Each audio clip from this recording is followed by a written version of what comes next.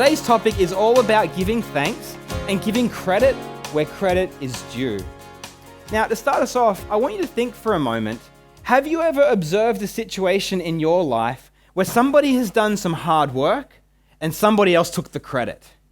You ever seen that around you before? I've been in a few situations in life where it's like one person does all this hard work and then somebody else gets the credit and the glory. Recently, Jess and I were watching a movie, and it's a great movie. It's called The Founder, and it's all about the origins of McDonald's. Has anybody seen this movie or know this story? It's a great movie. I could highly recommend it if you want a school holidays movie. Actually, maybe it's not for kids, I don't know. But it's all about the foundations of McDonald's, and the way the story goes is that McDonald's was started by the McDonald's brothers. They came up with this idea for a new speedy system for fast food, and so they created this McDonald's speedy system. And this other guy, Ray Kroc, who Michael Keaton is portraying in the movie, Ray Kroc comes along and sees all the potential of their idea, and so he helps them go national, and eventually helps them go global. He expands their idea. Now that in itself isn't such a bad thing, except over time, this character starts cutting them out. He eventually cuts them out of the royalties that they are entitled to. And in his own retelling of his life story, he claims credit for the idea of founding McDonald's. That's why this movie is called The Founder. He stole the credit and he stole the glory. And I think when we watch a movie like that, when we hear a story like that, something about it rubs us the wrong way, right? There is something in us that goes, that isn't right. Yet for so many of us, we often do that with God. We rob God of the credit. We rob God of the glory. I wonder who gets the credit for the good things that happen in your life.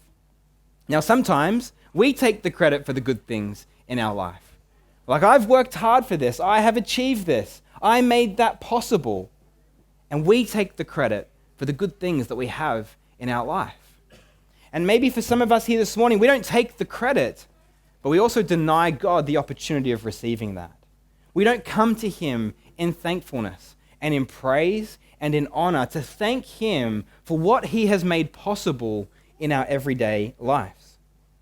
You see, it's easy to forget who gets the credit and who gets the blame. See, so often in our lives, we take the credit and God gets the blame, right? We take the credit for the good things that are happening, and when something goes wrong, we're like, hey, God, you get the blame for this situation. How could a good God treat me this way? When in actual fact, often, more than often, God deserves the credit and the glory.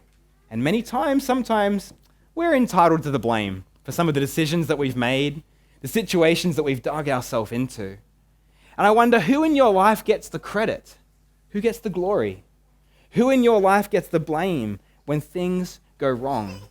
And where could you have been overlooking God in the midst of this in your own story and situation? Now, we want to talk a bit more about this today as we jump into Nehemiah's story. This idea of who gets the credit, who gets the glory. Now, if you've missed some of our Nehemiah series, we're at the very, very end of it now. And at this part of the story, Nehemiah and the people have done two major things. They have completed building the wall. So they've all rallied together and they've built this wall around the city to protect it. It was like their practical mission, their practical calling. But now they've also achieved a secondary calling, a spiritual calling, where as a people they have rallied together and rededicated themselves to God.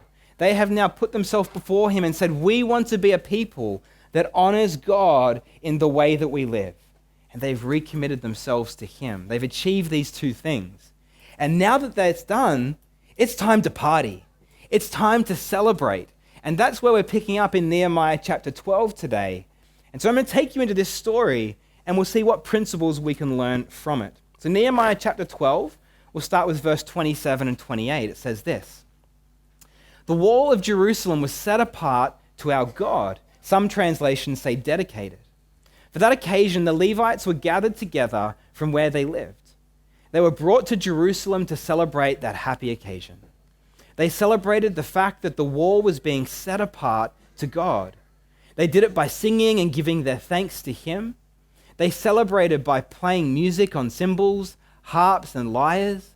The musicians were also brought together. Some of them came in from the area around Jerusalem, and others came from the villages where the people of Netophath lived. Next slide, please. Others came from Beth Gilgal. Still others came from the area of Geba and Asmaveth. Let's go with that. The musicians had built villages for themselves around Jerusalem. The priests and Levites made themselves pure, and then they made the people, the gates, and the wall pure and clean. Let's just pause and stay there for just a moment. So here they are preparing for their big celebration. This is the dedication of the wall. This is the party of all parties. Remember, this nation had been decimated by war. There had been no celebrations like this for at least a solid 80 years. Whole generation hadn't seen anything like this. And so Nehemiah is like, let's get everybody in. Let's find every worship DJ we can get from all the outer villages out here. And so they find the musicians, the Levites who are part of that worship and priestly line, and they get them all into the city. And they get them together to have this giant worship party. So they're purifying themselves, they're purifying the wall and the people because they want to celebrate what God has done.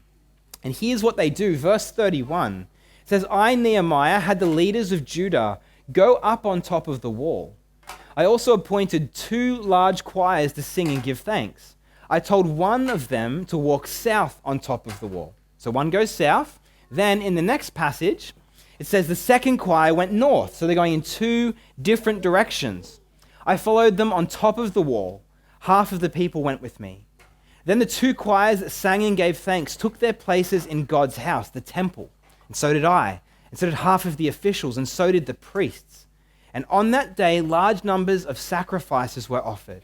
The people were glad because God had given them great joy. The women and children were also very happy. The joyful sound in Jerusalem could be heard far away. Let's just stop there for a minute.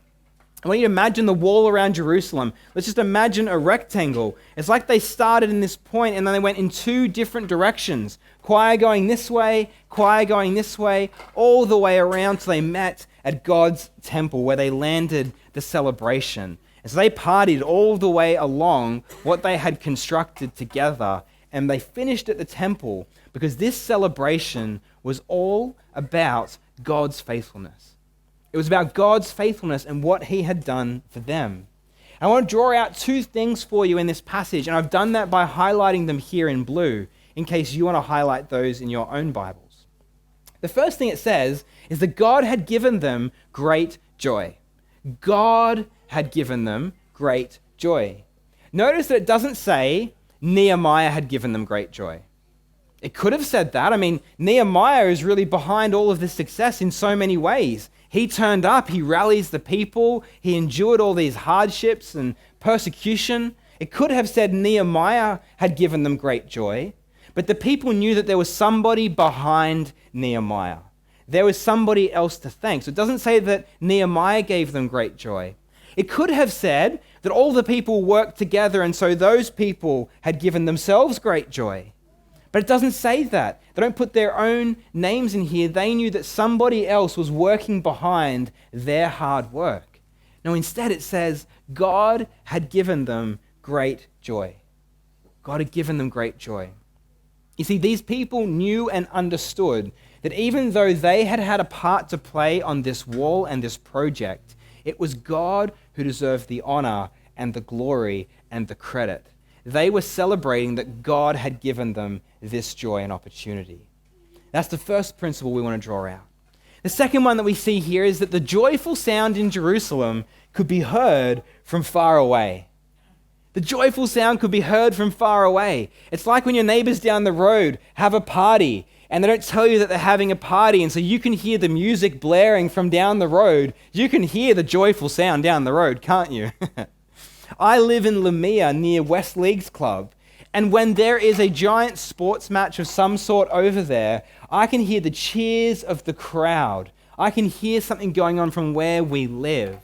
And that cheer is a testimony to me about a group of people that are celebrating their sports team. And in a similar way, the noise of this celebration could be heard by the surrounding villages and the surrounding nations. they could hear the celebration all to the God of Israel, who had given them great joy. It was important for the nations around them to hear this celebration, because it would have been easy for all those onlookers to think that, maybe this Nehemiah guy was behind their success. They heard about this new leader and they're thinking, wow, we need a guy like Nehemiah. He's about to finish up his contract with Israel. Maybe we can get him into our city to build our temples. Maybe they're thinking we need a Nehemiah in our city.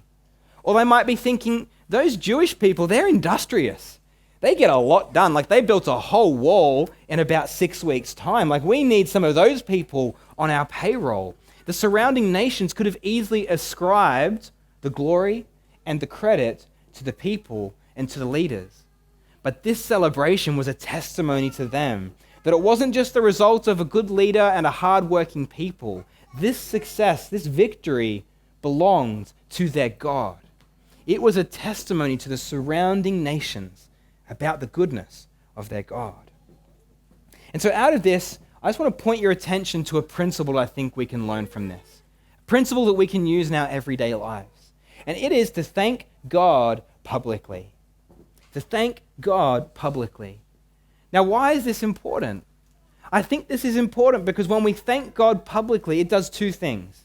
Firstly, it reminds us who deserves the glory and the credit for the good things that we have in our lives. It reminds us that even behind our hard work, there is a God who is great and mighty, working through the story of our lives. When we thank God publicly, it reminds us of who deserves the credit in our lives. But it also is a testimony to everybody who is onlooking in your life about the source of your strength and the good things that you have. Because I'm sure people could look at your life and think, wow, you're often cheerful. Where's that come from?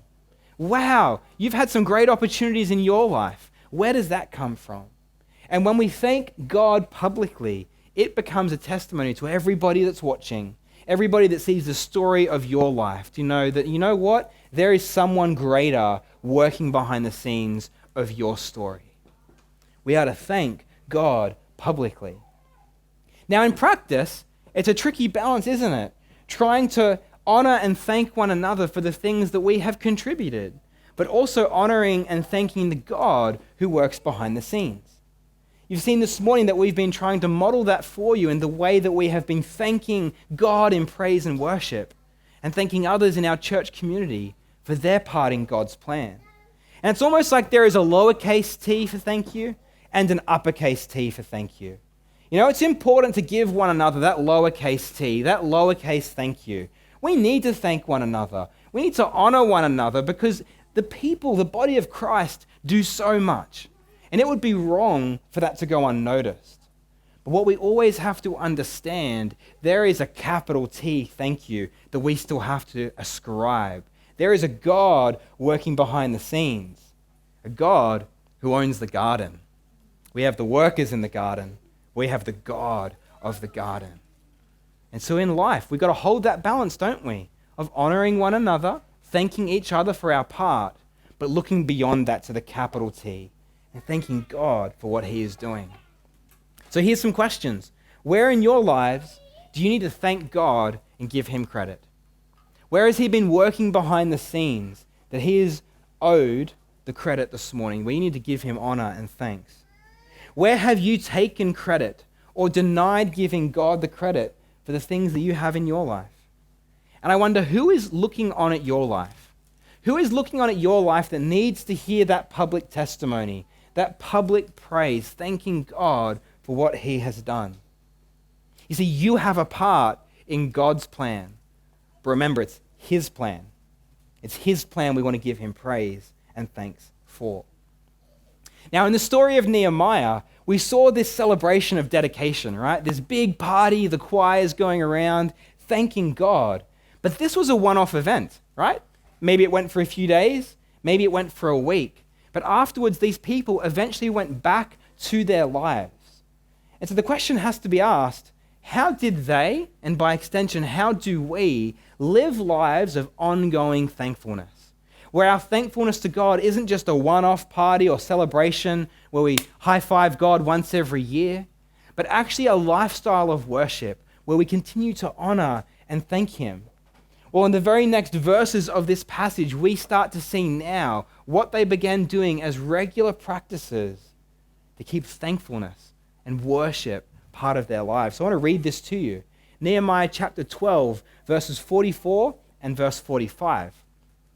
It says, "At that time, some men were put in charge of the storerooms, and that's where all the gifts the people brought were placed. Those gifts included the first shares of their crops. They also included a tenth of everything the law required. Crops were harvested from the fields around the towns. The people had to bring the shares of those crops that were required by the law. They gave them to the priests and the Levites, and that's because the people of Judah were pleased with the priests and Levites who were serving God." Next slide. "The priests and Levites did everything their God wanted them to do. They made things pure and clean. The musicians and the men who guarded the temple gates also served God." Listen to this. "Everything was done just as David and his son Solomon had commanded." Let's stop there. So after this big party, after this big celebration, the people settled back into their everyday lives. And here we see responses of thankfulness, of worship from two different kinds of people, categories of people, I guess you could call them. The first is that you see the people's ongoing response.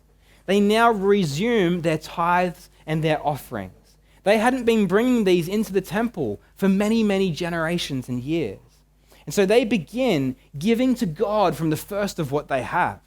This is giving to God from their finances and their livelihood. They bring a tenth of their harvest when it's first produced, and they bring it to the temple. And that is a sign of their thankfulness. It ties them to the reminder that it was God who provided that harvest for them. And so the people's ongoing response was to give to God from the first of what they had. But then there's the priests and the Levites. They respond with thankfulness by serving God diligently.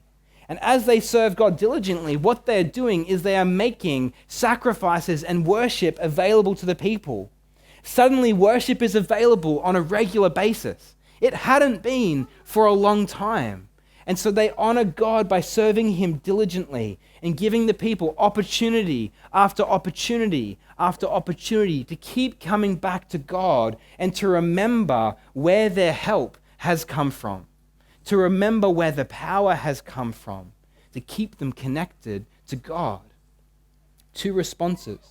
And so the principle that we draw from this part here is that we aren't just to thank God publicly, but we are to thank God practically. Thank God publicly and thank God practically. Now, thanking God publicly is actually only lip service unless we follow it up with thanking him practically. Let me give you an example of that. In my household, my wife Jess does majority of the dinner cooking, right? Not for any other reason apart from the fact that we eat about 5:30 with kids. I'm barely getting in the door from work, so Jess does majority of the cooking, at least till the weekends when I get the barbecue out. But Jess cooks these amazing meals. I come home from a busy day at work, dinner is ready, it's there on the table. Now, if I was to say to Jess, "Thank you so much for this meal," and I eat it and I enjoy it, but then I don't help with the dishes, do you think she feels like I'm very grateful? If I'm to give her the thank you publicly, but not thank her practically, it actually just amounts to lip service. It doesn't mean a whole lot to her. She wants to be honored, of course, but she wants to be helped. And so I thank her publicly, and I thank her practically. And we understand that principle in our own lives, but the same is true for God. So often we'll come here, perhaps on a Sunday or a special event, and we'll thank God publicly together in corporate worship. Thank him for what he has done. But do we follow that up by thanking him practically? Thanking him practically. So what can we learn from this? Well, I actually think there's two components to what we've talked about here with thanking God practically. And depending who you are may depend what you need to hear this morning.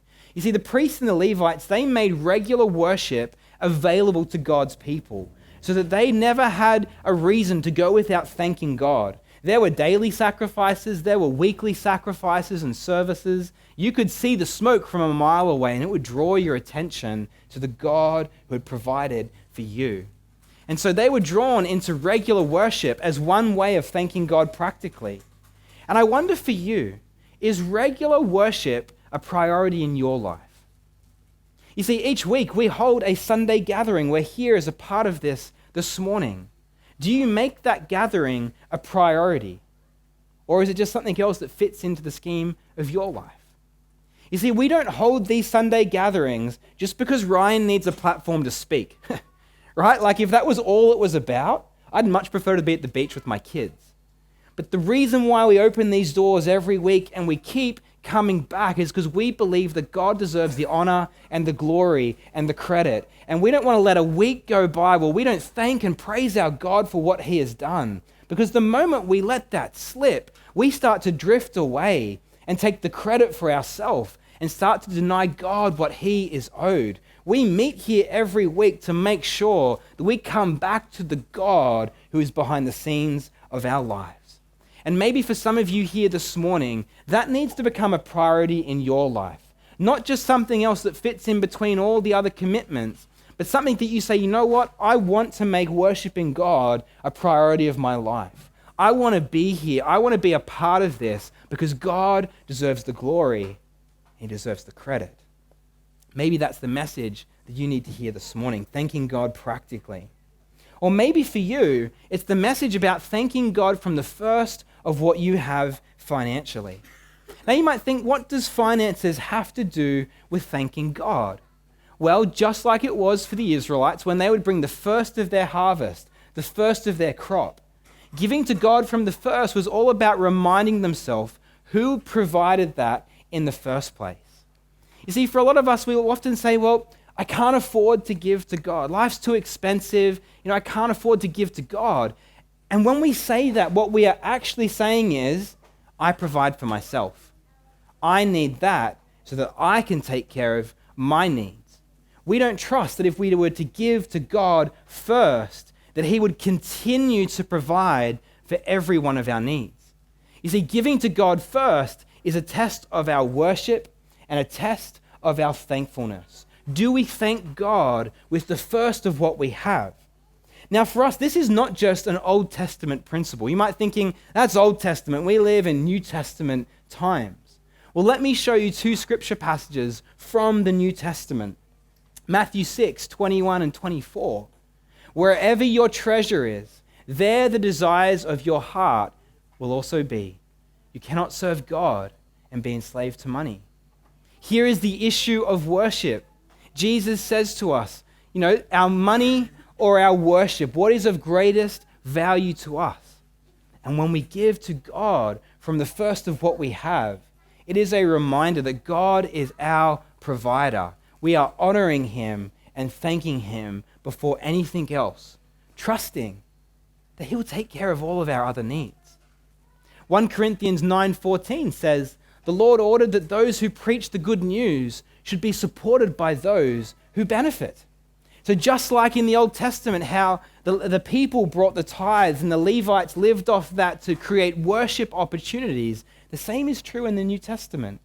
Those who preach and teach and minister live off the generosity of God's people as they honor God first. And as God's people honor God first, it resources that mission and ministry. It goes round and round and round.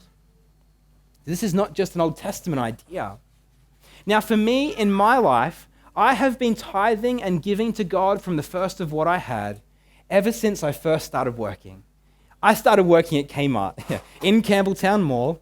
They were hard days, I tell you. But right from that very beginning, I wanted my life to sing praise and honor to God. Right? I didn't earn much, but I gave to God from the first of what I had.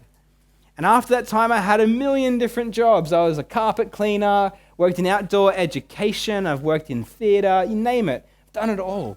And all of those times, I have made the decision to honor God first with what I have. Right? And I do that because I want my life to sing praise and thankfulness to God. And you know what? You might think, well, he works in a church now, so maybe he doesn't do that. I have always given to God first, and I continue to do that as a minister of the gospel. Pour it straight back into this church and into this ministry as my way of honoring God. Why? Because he is my provider. I trust him. And without him, I've got nothing anyway. And so I've made that decision for myself, that my finances are going to sing praise and glory to the God who deserves the credit in my life. And so I wonder, are you thanking God publicly, and are you thanking God practically? Do you return for regular worship because God deserves the credit? And do you give to him first from what you have? Now, the people in Nehemiah's story, they established this. And for a season and for a time, they maintained it. But there's one more chapter in Nehemiah, and we're not going to go through it, but Nehemiah chapter 13, everything goes wrong. And I kind of love it. Like, the whole story of Nehemiah is building the wall and building God's people and this big pinnacle dedication. And then it all just falls over a chapter later. And it's indicative of the fact that all of us, we spiral. We try to come back to God. We try to get things right. But by our own strength, we fall short. We fall away. And God's people did. They fell away. So how do we avoid falling into that trap? Well, we need to learn the art of thanking God publicly, thanking God practically, to keep us connected, to keep us coming back to him, so that we don't take the credit for ourselves and deny God the glory that he deserves. So how are we going to live in response to what we've learnt today? And how do we live in view of all of this in our everyday, busy, full lives? Well, when we apply Scripture, there's always two parts, right? There's God's part and there is our part. God's part in this equation is that he is our provider. He is our provider, and not just the provider of finances. God is the provider of resources, position, opportunity, success. I mean, all throughout the story of Nehemiah, we've watched as God has worked to cause the king to be in favor, to provide the resources, to help him through opposition. God has been the provider of all of those things. And in your life, God is the provider of all of that. He is the provider of your opportunities. He is the provider of your success, of the things that open up before you. He provides for you. That's God's part in this equation. But our part is to thank God publicly and to thank God practically, trusting him to be our provider. So here's some questions for you. Do you give God the credit? Do you give him public credit? Do you give to him from the first of what you have? And do you return to regular worship? I wonder who is watching on in your lives that needs to hear your story and testimony. Do you keep coming back to God and giving him the credit where the credit is due? You see, God has a purpose for your life. He has a plan for your life. We've been talking about your part in his plan. And ultimately, your part in his plan is to point back to him. That's what it's all about. Your life song pointing back to the God who has been working in your story and in your life. And as you do this, other people are going to be pointed and directed to God for themselves. Are you pointing back to him? But here's the good news. Here is the gospel. You see, for a lot of us, we don't thank God. Sometimes we forget to thank God. We take it for ourselves or we just forget about it. But even when we forget to thank him, he's still good towards you. He is still pouring out blessings on you, even if you don't realize it. I love the story in the Gospels of this time when Jesus heals 10 lepers. He heals 10, they walk away, and only one person comes back to thank him. It's a brilliant story. It's an interesting metaphor. How are we going to live our lives? Not just healed and walking away from Jesus, but actually coming back to his feet regularly and thanking him for what he has done in our life. You see, the gospel for you is that God is good towards you. He is your provider. He is watching out for you whether you are thanking him or not. And so the invitation today is to acknowledge him, to come back and thank him for what he has been doing all along in your life and your story, and ultimately for what he did on the cross, what Jesus has done for us.